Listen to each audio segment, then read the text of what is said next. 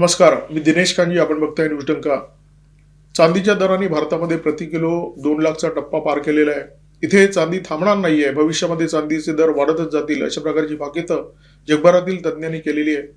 जगामध्ये जी चांदीची मागणी आहे आणि जो पुरवठा आहे याच्यामध्ये मोठी तफावत आहे आणि ही तफावत भविष्यामध्ये वाढत जाणार आहे. आणि या दुष्काळामध्ये 13वा महिना सुरू केलेला आहे चीनने. चीन हा चांदीचा एक प्रमुख निर्यातदार आहे. जगामध्ये एकूण जी चांदी निर्यात केली जाते त्यापैकी 14.9% वाटा हा एकट्या चीनचा आहे.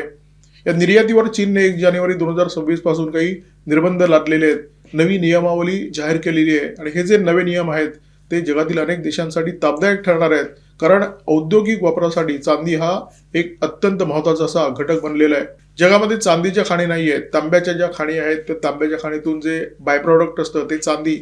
मेक्सिको हा जगातला सगळ्यात मोठा चांदीचा उत्पादक आहे. जगामध्ये जी चांदी निर्माण होते त्यापैकी 24% चांदीची निर्मिती मेक्सिकोमध्ये होते. परंतु जगामध्ये चांदीचं जे शुद्धीकरण होतं त्यापैकी 40 ते 45% शुद्धीकरण हे एकट्या चीनमध्ये होतं. चीनमध्ये जी चांदी निर्माण होते ती जगाच्या निर्मितीच्या एकूण 14.9% इतकी आहे. 2025 या वर्षामध्ये चीनमध्ये साधारण 3,400 ते 3,500 मेट्रिक टन चांदीचं उत्पादन होईल अशा प्रकारचं लक्ष ठेवण्यात आलेलं आहे. 2024 मध्ये आपण साधारण 7,669 टन चांदी आयात केली आणि आपल्या भारतामध्ये चांदीची जी निर्मिती होते ती साधारण 700 टनच्या आसपास आहे. आपल्याकडे राजस्थान, झारखंड, कर्नाटक आणि आंध्र प्रदेशमध्ये चांदीच्या खाणी आहेत आणि या खाणीतून आपण जे उत्पादन घेतो तो साधारण 700 टनच्या आसपास आहे. परंतु निर्मितीच्या तुलनेमध्ये आपली जी आवश्यकता आहे ती प्रचंड मोठी आहे आणि आपण जगभरातून जी चांदी आयात करतो त्याच्यामध्ये सगळ्यात मोठा जो निर्यातदार आहे चांदीचा तो आहे चीन.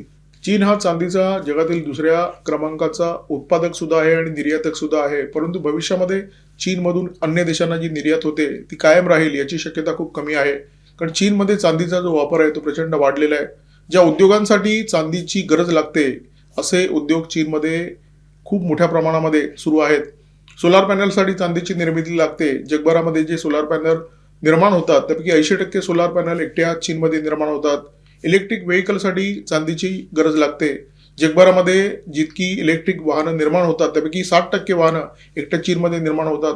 2024 मध्ये एकट्या चीनमध्ये 12.4 दशलक्ष इलेक्ट्रिक वाहनांची निर्मिती झाली. भारतामध्ये जेव्हा केव्हा इलेक्ट्रिक वाहनांची चर्चा होते तेव्हा आपल्यासमोर एकच नाव येतं, टेस्ला. परंतु टेस्लाला कधीच मागे टाकून चीनची BYD ही कंपनी इलेक्ट्रिक वाहनांच्या निर्मितीमध्ये जगात नंबर 1 झालेली आहे. युरोपातील अनेक देशांमध्ये तुम्हाला फक्त BYDच्या कार दिसतील कारण टेस्लाच्या तुलनेमध्ये या अधिक स्वस्त आहेत आणि अधिक आकर्षक सुद्धा.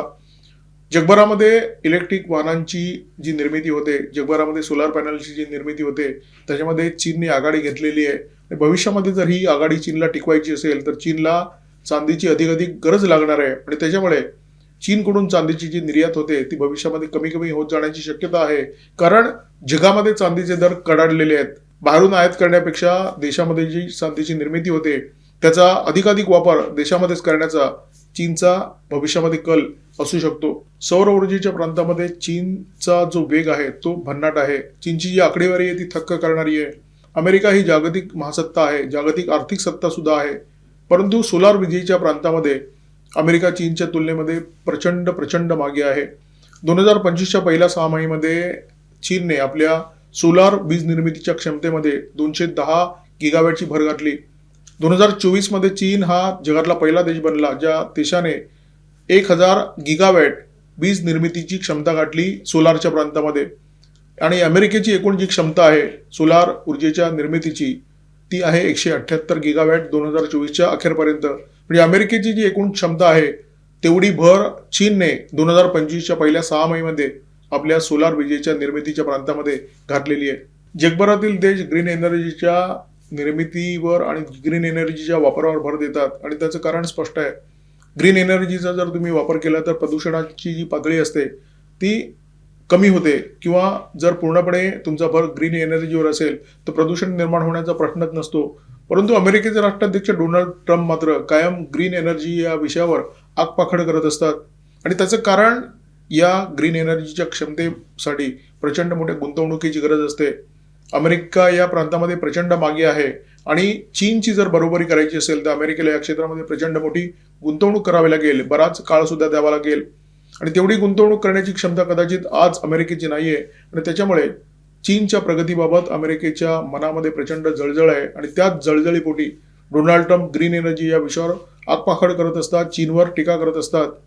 त्यांची परिस्थिती कोल्ह्याला द्राक्ष आंबट अशा प्रकारची झालेली आहे. जगभरामध्ये चांदीचं उत्पादन घटत चाललेलं आहे. चीनचं उदाहरण मी तुम्हाला देऊ शकतो. 2023 मध्ये चीनचं चांदीचं जे उत्पादन होतं ते 3,400 मेट्रिक टन इतकं होतं.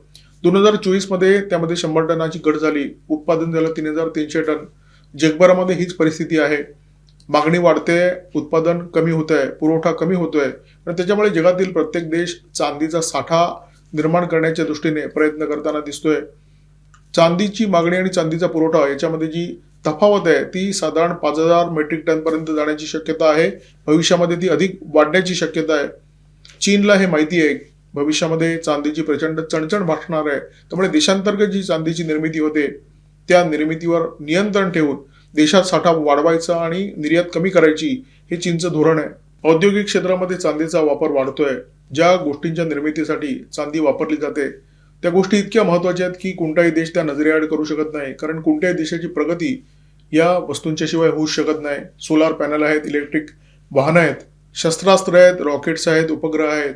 या गोष्टी अत्यंत महत्वाच्या असल्यामुळे त्याची निर्मिती करणं प्रत्येक देशाला भाग आहे. त्यामुळे भविष्यात सुद्धा चांदीची मागणी वाढतच राहणार आहे. चीनला या गोष्टीचं भान आहे आणि म्हणूनच चांदीच्या निर्यातीवर चाप लावण्याचा निर्णय चीनी सरकारने घेतलेला आहे. चीन निर्यातीला चाप लावण्याचा प्रयत्न करतोय, याचा अर्थ देशात निर्मिती करण्यात आलेल्या चांदीचा देशातच उपयोग व्हावा असं चीनी सरकारचं धोरण आहे. याचे 2 महत्वाचे फायदे चीनला होण्याची शक्यता आहे. एकतर जगभरामध्ये चांदीचे दर प्रचंड कडाडलेले आहेत, ते अधिक कडाडले जाण्याची शक्यता आहे. त्यामुळे चीनला देशांतर्गत निर्मिती झालेली चांदी स्वस्तामध्ये उपलब्ध होऊ शकेल. चीनचे पैसे वाचतील. दुसरा महत्वाचा फायदा म्हणजे या चांदीचा वापर करून ज्या इलेक्ट्रिक वाहनांची निर्मिती होईल, सोलार पॅनलची निर्मिती होईल, अन्य गोष्टींची निर्मिती होईल, ती सुद्धा अत्यंत स्वस्तात होईल आणि त्याच्यामुळे जगामध्ये या गोष्टींची जी किंमत असेल त्याच्या तुलनेमध्ये चीनी गोष्टी अधिक स्वस्त असतील. अशाही चीनी वस्तू स्वस्त असतात, परंतु स्वस्त चांदी वापरल्यामुळे ते अधिक स्वस्त होऊ शकतील. रेअर अर्थ मिनरलच्या क्षेत्रामध्ये चीनचा एकाधिकार होता आणि या एकाधिकाराचा वापर करून चीनने जगातील अनेक सामर्थ्यशाली देशांना झुकवलं वाकवलं. अमेरिकेसारख्या महासत्तेला अक्षरशः लोटांगण घालायला लावलं. चांदीबाबत तोच प्रयोग करण्याचा प्रयत्न आता चीनकडून सुरू आहे. त्यासाठी चांदीच्या निर्यातीला चाप लावण्याचा चीनी सरकारचा प्रयत्न आहे. चांदीच्या निर्यातीसाठी 1 जानेवारी 2026 पासून चीनी सरकारने जे नवे नियम, नवे निकष लागू केलेले आहेत ते निकष कोणते आहेत हे लक्षात घ्या. त्याच कंपन्या निर्यात करू शकतील ज्या कंपन्या या निकषावर खऱ्या उतरतील. ज्या कंपन्या 80 टन चांदीची निर्मिती दर साल करतात त्याच कंपन्यांना निर्यातीची परवानगी असेल. ज्या कंपन्यांकडे 200 दशलक्ष युआनची बँक क्रेडिट लाईन असेल त्याच कंपन्या फक्त चांदीची निर्यात करू शकतील. तिसरा महत्त्वाचा निकष म्हणजे ज्या कंपन्यांनी 2022 ते 2024 या काळामध्ये चांगली निर्यात केलेली आहे त्याच कंपन्यांना निर्यातीचे परवाने देण्यात येतील. याचा अर्थ स्पष्ट आहे. चीनी सरकारने अशा प्रकारे चाळण लावलेली आहे की छोट्या निर्यातदारांच्या यादीतून नावं कापली जातील आणि संपूर्ण निर्यात बड्या कंपन्यांच्या हाती एकवटली जाईल. बड्या कंपन्यांवर चीनी सरकारचं नियंत्रण असतं. चीनी सरकारचं नियंत्रण असतं म्हणजे चीनमध्ये सत्ताधारी असलेल्या कम्युनिस्ट पार्टीचं नियंत्रण असतं. या कम्युनिस्ट पार्टीचे बडे पदाधिकारी या बड्या कंपन्यांच्या बड्या पदांवर कार्यरत असतात, म्हणजे निर्णय प्रक्रियेमध्ये सहभागी असतात. चीनी सरकार पूर्णपणे प्रयत्न करत आहे की सगळ्या बड्या कंपन्यांवर चीनी सरकारचं जे नियंत्रण आहे ते नियंत्रण वापरून निर्यातीवर चाप लावायचा आणि जगातील अशाच देशांना फक्त निर्यात करायची ज्या देशांचे चीनशी अत्यंत घनिष्ठ अशा प्रकारचे संबंध आहेत. म्हणजे चांदीचा वापर करून पुन्हा एकदा चीन जगातील अनेक देशांना वाकवण्याचा प्रयत्न करणार. येत्या काळामध्ये जेव्हा चांदीचा तुटवडा वाढत जाईल त्या काळामध्ये चीनच्या हाती असलेलं हे अस्त्र अधिक प्रभावीपणे वापरलं जाणार आहे. अमेरिका व्यापाराचा शस्त्रासारखा वापर करत आहे. चीन सुद्धा या प्रांतामध्ये मागे नाहीये. जगातील प्रत्येक देश असा प्रयत्न करत असतो की व्यापाराच्या माध्यमातून सुद्धा अशा देशांना फायदा व्हावा ज्या देशांशी आपले मैत्रीपूर्ण संबंध आहेत आणि अशा देशांना धक्का देता यावा ज्या देशांचे आपल्या देशाशी संबंध चांगले नाहीयेत. तुर्कीचे भारताशी असलेले संबंध अत्यंत बिघडलेले आहेत. ऑपरेशन सिंधूरच्या काळामध्ये तुर्कीने उघड पाकिस्तानची मदत केली आणि काश्मीरच्या मुद्द्यावर तुर्की कायम पाकिस्तानची तळी उचलताना दिसते. संबंध अत्यंत बिघडलेले असताना तुर्कीने भारताकडे गव्हाची मागणी केली. एकदा नाही 3-3दा पत्र पाठवली.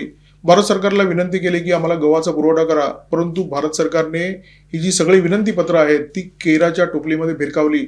तुर्कीच्या विनंतीला अजिबात प्रतिसाद दिला नाही.